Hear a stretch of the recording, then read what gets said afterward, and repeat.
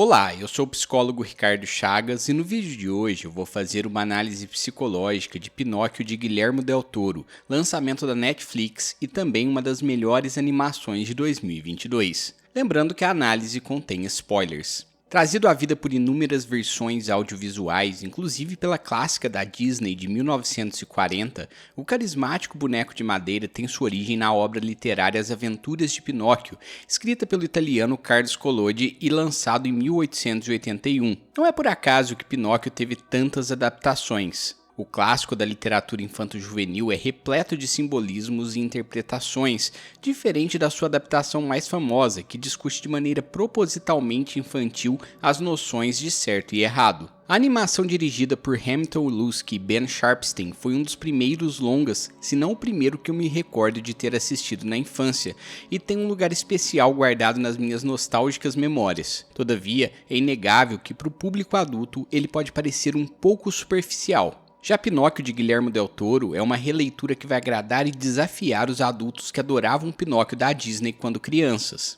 Mais sombria e interpretativa, ela subverte tanto o seu material de origem quanto todas as outras versões já criadas. Ela se passa na década de 30, na Itália fascista do ditador Benito Mussolini, um contexto mais do que ideal para discutir a temática da obediência, ou no caso, da desobediência. Segundo o próprio diretor, durante uma entrevista coletiva, todas as outras histórias de Pinóquio são sobre obediência, a nossa é sobre desobediência. A primeira desobediência do filme não vem por parte do Pinóquio, mas sim do talentoso Geppetto. Depois de presenciar a morte do filho Carlo, o pai religioso passa por um período sombrio em sua vida. Depressivo e alcoólatra, ele questiona Deus pela partida prematura do filho. Durante sua longa crise de fé, Geppetto se recusa até mesmo a restaurar a estátua de Jesus Cristo sob o altar da igreja destruída acidentalmente pela mesma bomba que matou seu filho. Alcoolizado, ele corta o pinheiro simbólico ao lado do túmulo de Carlo e, em uma sequência que referencia o clássico O Médico e o Monstro, reconstrói o filho como um boneco de madeira.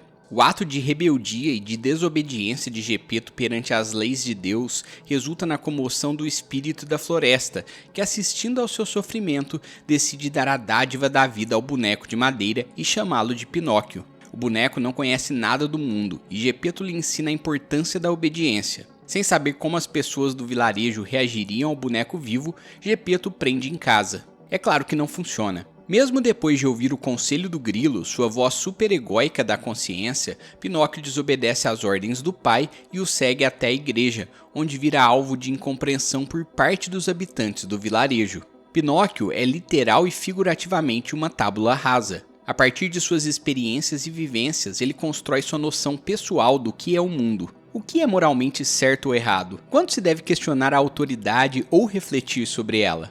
Pinóquio é um verdadeiro explorador, um exemplar que não passa por nenhuma experiência sem refletir profundamente a respeito dela. Apesar de ser manipulado pelo Conde Volpe, ele logo percebe a exploração do homem e protagoniza um espetáculo de rebeldia diante do próprio Mussolini. Em contrapartida, seu amigo Candlewick representa uma ideia oposta. Filho de um podesta, Candlewick é incapaz de refletir sobre a realidade de acordo com as próprias experiências. Por influência da nefasta ideologia do pai, ele é criado para ser mais um soldado de Mussolini. A ironia é que o garoto de verdade é uma marionete, enquanto o boneco de madeira não. Na mesma coletiva que eu citei anteriormente, Del Toro revelou que o filme discute a diferença entre ideias e ideologias. Uma ideia é algo que você constrói a partir de experiência, compaixão e compreensão. Uma ideologia é algo que lhe é dado e lhe dizem para obedecê-la cegamente. Progressivamente, através desse conceito, Pinóquio toma consciência sobre si mesmo, sobre seus pensamentos e também sobre o mundo ao seu redor. Seu relacionamento com o pai é o mais tocante, pois Geppetto o considera um fardo. Enquanto seu filho de carne e osso era um garoto exemplar que ia à escola e era obediente, Pinóquio é um espírito rebelde. Sua conversa mais significativa com o grilo é um raciocínio socrático interessante, daqueles que a gente aprende durante as sessões de terapia. Sim, às vezes os pais se sentem desesperados, emocionais e dizem coisas que pensam que acreditam no calor do momento, mas fora desses momentos o sentimento predominante é o amor.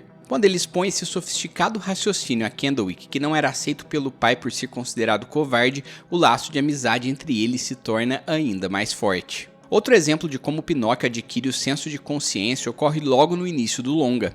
O boneco pergunta a Gepeto por que as pessoas adoravam Jesus de madeira, mas não gostavam dele. As comparações não param por aí. Pinóquio morre algumas vezes durante o filme, um paralelo ao próprio Cristo, que também se sacrifica e retorna da morte. O sacrifício heróico é o maior ato de desobediência de todos e também o mais virtuoso.